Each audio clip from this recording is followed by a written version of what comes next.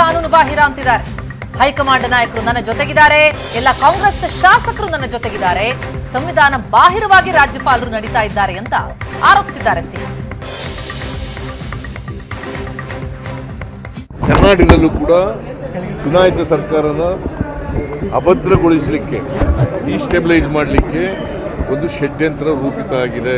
ಕೇಂದ್ರ ಸರ್ಕಾರ, BJP, JDS ಮತ್ತೆ ಬೇರೆಯವರೆಲ್ಲ ಸೇರ್ಕೊಂಡಿದ್ದಾರೆ. ಇದ್ರ ಜೊತೆಗೆ ಅವರೆಲ್ಲ ಸೇರ್ಕೊಂಡು ಷಡ್ಯಂತ್ರ ಮಾಡ್ತಾ ಇದ್ದಾರೆ. ನಾವು ಇದರ ವಿರುದ್ಧ, ಯಾಕಂದ್ರೆ ಇದು ಅವ್ರು ತಗೊಂಡಿರ್ತಕ್ಕಂಥ ನಿರ್ಣಯ, ರಾಜ್ಯಪಾಲರು ತಗೊಂಡಿರ್ತಕ್ಕಂಥ ನಿರ್ಣಯ ಸಂವಿಧಾನ ಬಾಹಿರವಾಗಿರ್ತಕ್ಕಂಥದ್ದು, ಕಾನೂನಿಗೆ ವಿರುದ್ಧವಾಗಿರ್ತಕ್ಕಂಥದ್ದು. ಅದರಿಂದ ನಾವು ಕೋರ್ಟ್ನಲ್ಲಿ ಇದನ್ನು ಪ್ರಶ್ನೆ ಮಾಡಿ ನಾವು ಲೀಗಲ್ ಬ್ಯಾಟ್ ಅನ್ನು ಮಾಡ್ತೇವೆ.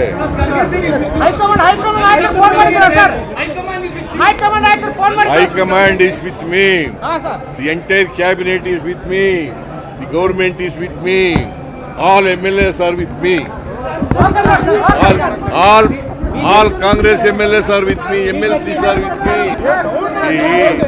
ನಾವು ರಾಜೀನಾಮೆ ಕೊಡ್ತಕ್ಕಂಥ ಯಾವುದೇ ತಪ್ಪನ್ನು ಮಾಡಿಲ್ಲ. ಅವರು ತಪ್ಪು ಮಾಡಿರ್ತಕ್ಕಂಥದ್ದು.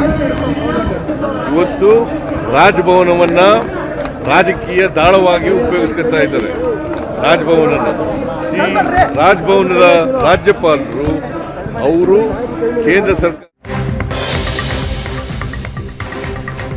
ಇನ್ನು ಸಿಎಂ ಸಿದ್ದರಾಮಯ್ಯ ವಿರುದ್ಧ ಪ್ರಾಸಿಕ್ಯೂಷನ್ಗೆ ಅನುಮತಿ ಕೊಟ್ಟ ಬೆನ್ನಲ್ಲೇ ಕೆಲವೇ ಕ್ಷಣಗಳಲ್ಲಿ ತುರ್ತು ಸಚಿವ ಸಂಪುಟ ಸಭೆ ನಡೆಯಲಿದೆ. ಸಭೆ ಆರಂಭ ಆಗಲಿದೆ. ಮುಂದಿನ ಕಾನೂನು ಹೋರಾಟದ ಬಗ್ಗೆ ಸಚಿವರೊಂದಿಗೆ ಚರ್ಚೆಯನ್ನ ನಡೆಸ್ತಾರೆ.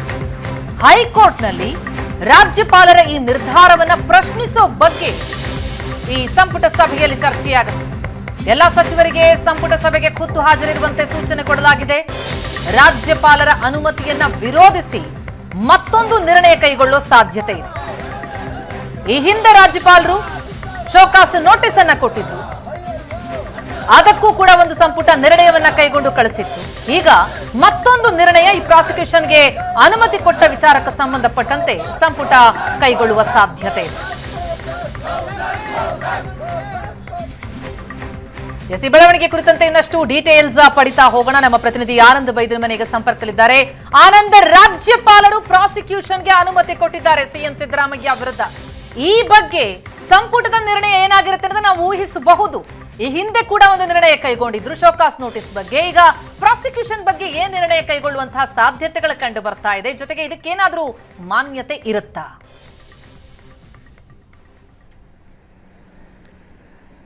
ಎಸ್ ಪ್ರತಿಮಾ, ಈಗಾಗಲೇ ರಾಜ್ಯಪಾಲರು ಮುಖ್ಯಮಂತ್ರಿ ವಿರುದ್ಧ ಪ್ರಾಸಿಕ್ಯೂಷನ್ಗೆ ಅನುಮತಿ ಕೊಟ್ಟಿರುವಂತಹ ಹಿನ್ನೆಲೆಯಲ್ಲಿ ಸಚಿವ ಸಂಪುಟ ಸಭೆಯನ್ನು ಕೂಡ ಕರೆಯಲಾಗಿದೆ. ತುರ್ತು ಸಚಿವ ಸಂಪುಟ ಸಭೆ ಇನ್ನೊಂದು ಕೆಲವೇ ಹೊತ್ತಲ್ಲಿ, ಅಂದ್ರೆ ಇನ್ನು 50 ನಿಮಿಷಗಳಲ್ಲಿ ಈ ಸಚಿವ ಸಂಪುಟ ಸಭೆ ಆರಂಭಗೊಳ್ತಾ ಇದೆ. ಇವತ್ತಿನ ಸಚಿವ ಸಂಪುಟ ಸಭೆಯಲ್ಲಿ ಕೈಗೊಳ್ಳತಕ್ಕ ನಿರ್ಣಯದ ಬಗ್ಗೆನೂ ಕೂಡ ಸಹಜವಾದಂತಹ ಕುತೂಹಲ ಇದೆ.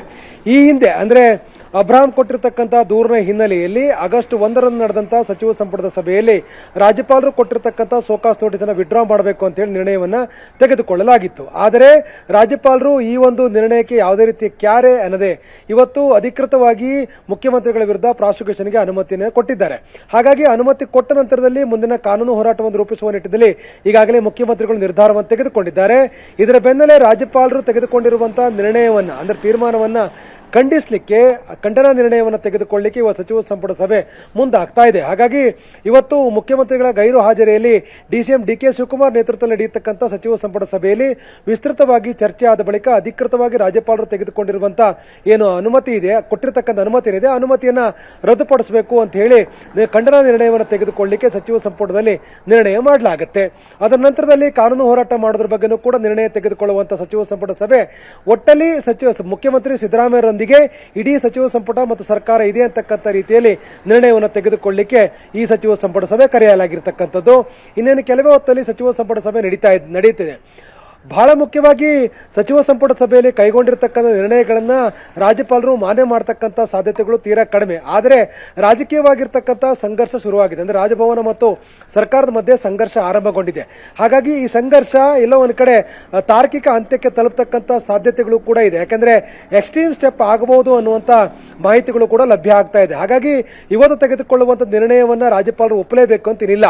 ಆದರೆ ರಾಜ್ಯಪಾಲರು ತೆಗೆದುಕೊಂಡ ನಿರ್ಣಯದ ಬಗ್ಗೆ ಇಡೀ ಸರ್ಕಾರ ವಿರೋಧ ಇದೆ ಅಂತ ಹೇಳಿ ದಾಖಲು ಮಾಡಲಿಕ್ಕೆ ಸಂಬಂಧಪಟ್ಟ ಹಾಗೆ ಸಾರ್ವಜನಿಕವಾಗಿ ಒಂದು ಅಭಿಪ್ರಾಯವನ್ನು ಮೂಡಿಸುವಂತ ನಿಟ್ಟಿನಲ್ಲಿ ಇವತ್ತಿನ ಸಚಿವ ಸಂಪುಟ ಸಭೆಯಲ್ಲಿ ನಿರ್ಣಯ ತೆಗೆದುಕೊಳ್ಳಬೇಕು ಅನ್ನುವಂತ ತೀರ್ಮಾನಕ್ಕೆ ಸಚಿವರುಗಳು ಬಂದಿದ್ದಾರೆ. ಈ ಹಿನ್ನೆಲೆಯಲ್ಲಿ ಪೂರ್ವಭಾವಿಯಾಗಿ ನಡೆದಂತ ಮುಖ್ಯಮಂತ್ರಿಗಳ ನಿವಾಸದಲ್ಲಿ ನಡೆದಂತ ಸಭೆಯಲ್ಲಿ ಭಾಗವಹಿಸಿರತಕ್ಕಂಥ ಬಹುತೇಕ ಹಿರಿಯ ಸಚಿವರೆಲ್ಲರೂ ಕೂಡ ಸಚಿವ ಸಂಪುಟ ಸಭೆಯನ್ನು ಮಾಡಬೇಕು ಮತ್ತು ಆ ಮೂಲಕ ರಾಜ್ಯಪಾಲರ ನಿರ್ಣಯವನ್ನ ಖಂಡಿಸಬೇಕು, ಅವರು ತೆಗೆದುಕೊಂಡಿರತಕ್ಕ ತೀರ್ಮಾನವನ್ನು ಖಂಡಿಸಬೇಕು ಅನ್ನುವಂತ ನಿರ್ಧಾರಕ್ಕೆ ಬಂದಿದ್ದಾರೆ. ಆ ಕಾರಣಕ್ಕಾಗಿ ಸಚಿವ ಸಂಪುಟ ಸಭೆ ಇನ್ನು ಕೆಲವೇ ಹೊತ್ತಲ್ಲಿ ಆರಂಭಗೊಳ್ಳುತ್ತೆ. ಸಚಿವ ಸಂಪುಟ ಸಭೆಯಲ್ಲಿ ಕೈಗೊಂಡಿರತಕ್ಕ ನಿರ್ಣಯವನ್ನ ಹಿಂದೆ ರಾಜ್ಯಪಾಲರಿಗೆ ತಲುಪಿಸಬೇಕು ಅಂತಕ್ಕಂಥ ಪ್ರಯತ್ನವನ್ನ ಈಗಾಗಲೇ ಸರ್ಕಾರ ಮಾಡಿದೆ. ಹಾಗಾಗಿ ಇನ್ನು ಕೆಲವೇ ಹೊತ್ತಲ್ಲಿ ಆರಂಭಗೊಳ್ತಕ್ಕ ಸಚಿವ ಸಂಪುಟ ಸಭೆ ಸಹಜವಾಗಿ ಕುತೂಹಲ ಕಾರಣವಾಗಿದೆ.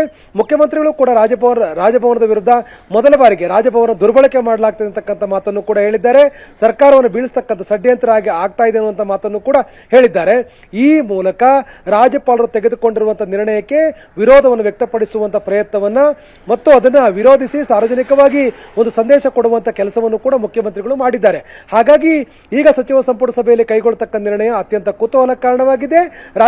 ರಾಜಭವನ ಮತ್ತು ಸರ್ಕಾರದ ಮಧ್ಯೆ ಈಗ ಉಂಟಾಗಿರ್ತಕ್ಕಂಥ ಸಂಘರ್ಷ ಜೋರಾಗ್ತಕ್ಕಂಥ ಸಾಧ್ಯತೆ ನಿಚ್ಚಳವಾಗಿ ಕಂಡು ಬರ್ತಾ ಇದೆ. Thank you so much Anand ತಮ್ಮೆಲ್ಲ ಮಾಹಿತಿಗೆ.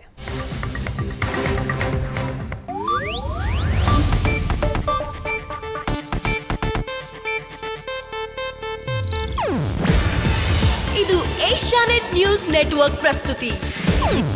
ನೀವು ನೋಡ್ತಿದ್ದೀರಾ ಏಷ್ಯಾನೆಟ್ ಸುವರ್ಣ ನ್ಯೂಸ್.